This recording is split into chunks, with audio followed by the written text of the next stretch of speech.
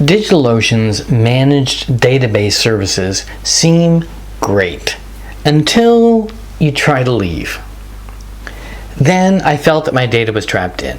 In this video, I'm going to show you the exact steps I took, the issues I faced, and how I eventually got all of my data out to a self-hosted database. Hi everybody, Phil Smy here, Real Life Rails, ZonMaster. And speaking of ZonMaster, I've been running ZonMaster on DigitalOcean since 2015. And a couple of years ago, after much courting from DigitalOcean, I moved to their managed database services. And it seemed great. The safety and the security that they offer, I'm not going to say anything bad about it. It was excellent. We decided we wanted to move to a self-managed service for price and for flexibility.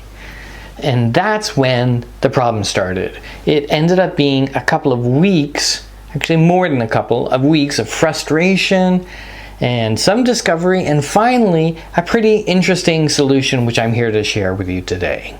So here's the thing. ZonMaster, we have quite a large database. It's 500 gigabytes, which is pretty large in MySQL database terms for a managed database service. And that's really where the trouble began. Let's run down what happens with a managed database service. You don't have any root access, which of course is expected in managed environments, but it is limiting. You don't have any control over server settings, server ID, log bin, and things like that.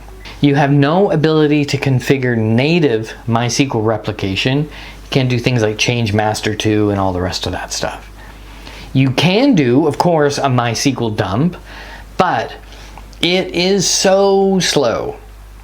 And it's single-threaded, it's not resumable, and that restore, the dump takes forever, and the restore takes 10 times as long.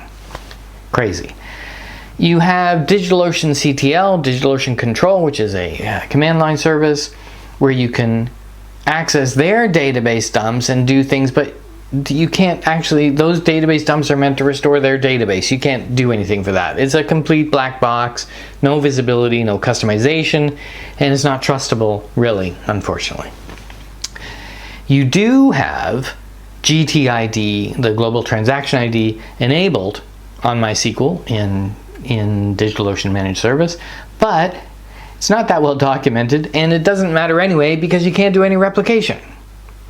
So technically, I wasn't locked out, and I had a furious ongoing battle with DigitalOcean support that technically I'm not locked out of my own data because I can use MySQL dump, but practically I am locked out because there's no way with MySQL dump to migrate a 500 gigabyte database.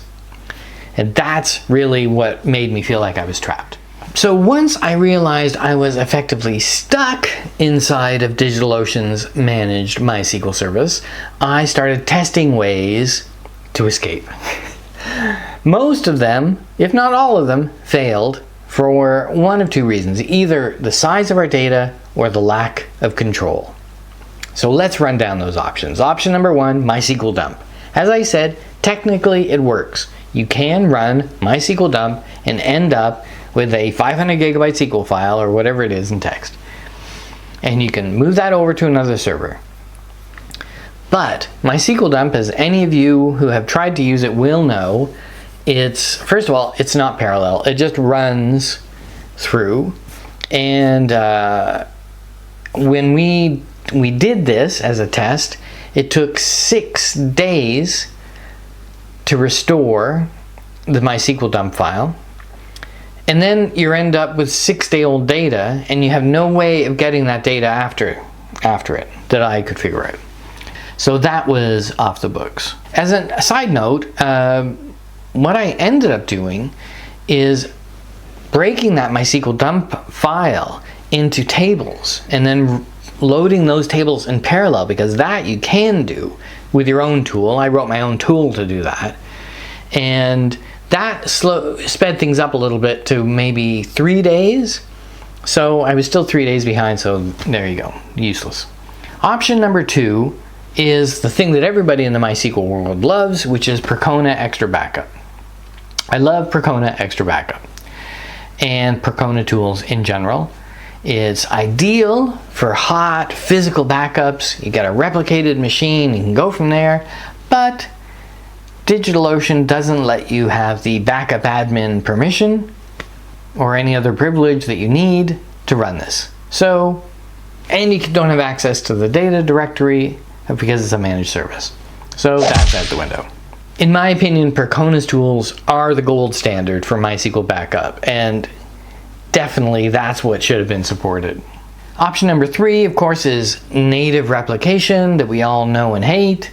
And I couldn't do that, of course, because I couldn't use change master 2, I couldn't use start slave, and I don't have root privilege or super privilege.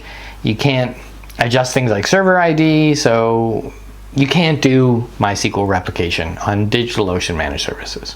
So it all sounds pretty negative, right, so far. But then somebody inside DigitalOcean made a kind of a side comment after me saying, not kidding, 6 or 7 times, can't use MySQL dump, stop suggesting MySQL dump. They suggested this tool called Aiven's MySQL Replication Utility. And no, I'd never heard of it before. I don't know if any of you have ever heard of it before, but what it does is it does some kind of super MySQL dump. I didn't delve into it that deeply, but it does some kind of super MySQL dump, and then it does a kind of replication based on GTID. It's quite magical, actually. So it's the only tool I think that works in this situation, and I'm going to switch over and we're going to do a little demo using a managed database and a self-hosted droplet and just getting the data out using Aiven's MySQL tool.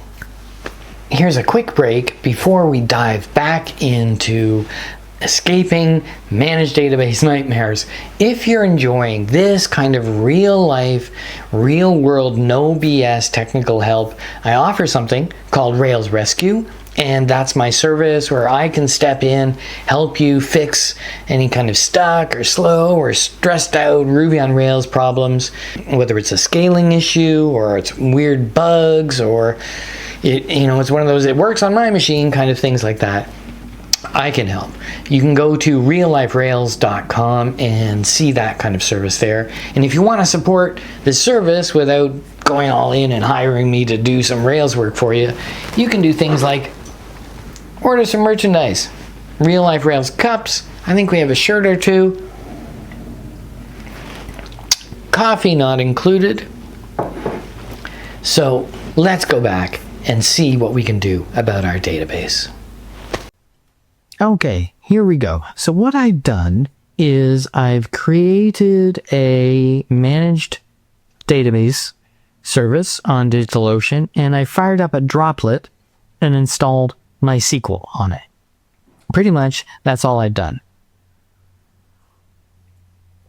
So what we need to do now is I think I need to create a dummy database.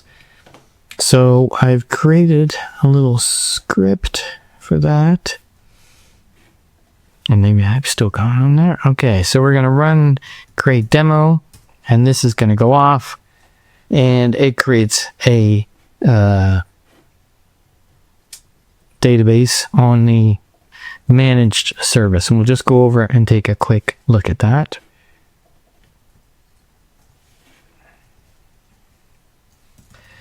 Show databases. So all of these are the standard thing. This is the database I've created. So let's take a look at that. And let's select star from customers. I know there's 2 tables in there, customers and orders. Order by ID descending limit 1. Let's take a look at the last one. So we've got 2,000 rows in there or something like that. And I wonder if that's right. Anyway, last ID is 2001, The Space Odyssey, and here's the information. And it was created, that's interesting. I think it just randomly created some data for me. Yeah, it got the script. Written by our good friend, ChatGPT. So it's got the data in there. And if we look at here, we don't have anything. Show databases. We just have the standard. Oh, I created that. Let's drop that. And just so I can show you exactly what I'm going to do. We've got a database name of demo migration DB. We've got a hosted username. Got this crazy password created by NordPass. And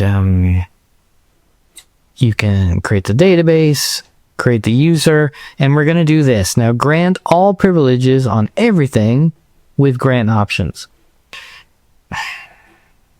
I don't like to do that, but you kind of really need to do it for the Aiven tool. And actually, I think there's even another grant all privileges. Just want to double check because I had a little bit of an issue. Yeah. So we, yes, need to grant all privileges. So this is going to go off and done. If we just take a look, we can show databases. And we'll use that. Show tables, and there's going to be nothing in there, of course. I'm just trying to show you that there's nothing up my sleeves. That's why I'm wearing short sleeves. So that's good. So let's get the Aiven tool on here. We need to first install some stuff. This is a bog standard Ubuntu 22 installation. Only thing I did was a sudo apt MySQL server install. I didn't do that, secure installation thing for MySQL, nothing like that. So we would need to install Python 3 pip, git, and the Python 3 virtual environment. And it'll go off and install all that stuff. Done. I accidentally did this once before. So you can see it's already installed, and we need those 3 things, and that's all we need to install. Because Aiven will do its job for us. I don't know anything about this tool. I don't know who they are. It's not a DigitalOcean tool. That was made very clear to me by DigitalOcean. So we're going to create a virtual environment. I don't know a lot about Python either. Create a virtual environment. And we'll activate that. So we're now, you can see in this little thing here, my virtual environment.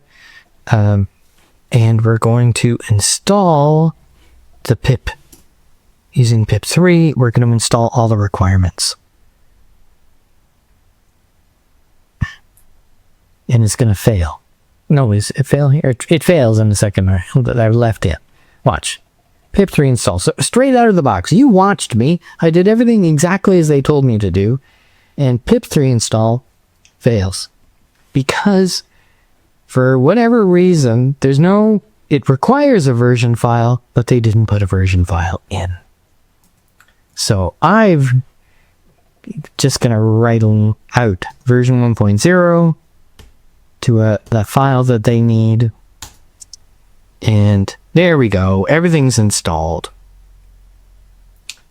So the next thing we need to do, let's clear this. We need to give it 3 environment variables. Source service UI, a target service UI, and a target master service UI. Again, I'm just following the instructions. We don't need to know everything as developers. I don't know how my car works, I just drive it. There's a time to learn the details and a time not. And this is a time not. So all we need to do is this. We run the command. This is the command that comes from Aiven. We're going to say seconds behind master is 0. And that means we want to get up to date. And then once it's up to date, it will go into replication mode. And this is the thing I think that's very cool. Because Aiven is not just doing MySQL dump. It's doing MySQL dump and replication. So even though we couldn't replicate this database in any other way, we couldn't use MySQL replication, we couldn't use Percona, doing a straight MySQL dump, as I said, took me days. This magic tool does a MySQL dump very fast, by the way. So it did my 500 gigabyte MySQL dump in like about 24 hours. I don't know how it did it. Again, magic. And then it goes into replication mode using GTID. Again, magic. Brilliant tool. Except for the fact that it doesn't have a version file and it requires version. So seconds behind master 0. I'm not gonna copy this default DB out of the hosted managed version. So it's only gonna do mine. So let's give it a shot here. I wonder if it's gonna work. It worked. Okay, so it starts the pre-checks. I could have done a verify, sorry. There's a way to run a verify before you do it, but I just went for it. Check the connection, check the versions, check the GTID mode is on for everything, which it is. Start the migration for this database. And starting MySQL dump, does the dump here. Migration of dump has finished. The GTID value from the dump file is that, and then it sets up replication. And let's do a quickie here. Sudo MySQL this, and we're gonna select star from come on, Phil. Customers, order by ID descending limit 1. So that's right. The last one is that 2001. So let's go over to the MySQL, the hosted one, because we're still in replication mode, right?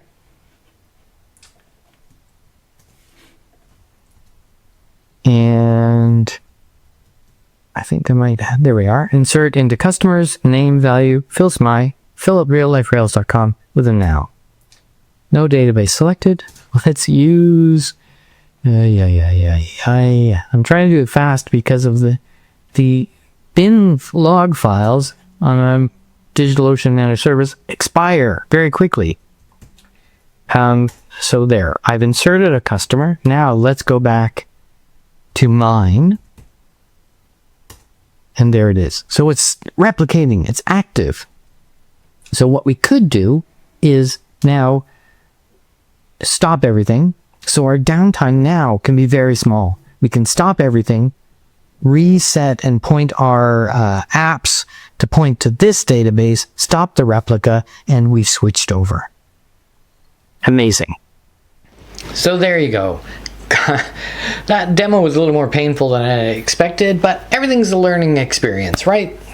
So, am I saying that DigitalOcean's managed database services are bad? No, I am not. Am I saying that DigitalOcean's support is bad? Not really, no. Okay, they argued with me and they told me to use MySQL dump a lot of times when I told them I couldn't, but no, not really. What I'm saying is that you have to have a plan, and this video is all about giving you a plan when you need to move your things out. And that's not if, it's going to be when. You know, if somebody wants to buy your website, odds are they're going to want to move the data to their own hosting. So I think it's a good idea to have a plan. I would say avoid managed database services if you can, if you have the ability to manage your own database and take backups. So we've moved off. We are no longer using a managed service. We now have our own little cluster that we back up to S3, and so we have that, and we use Percona tools. So we're doing okay. If you're stuck in a similar trap, I hope this video helped, gave you some insights into things you didn't know. And always stop by. I try and give informative videos here about Rails, about running SaaSes, about running businesses. I've got a book called From Monkey to Mogul that talks about going from being just a software developer to being an entrepreneur. And there's lots more videos to come, of course. Thanks for watching.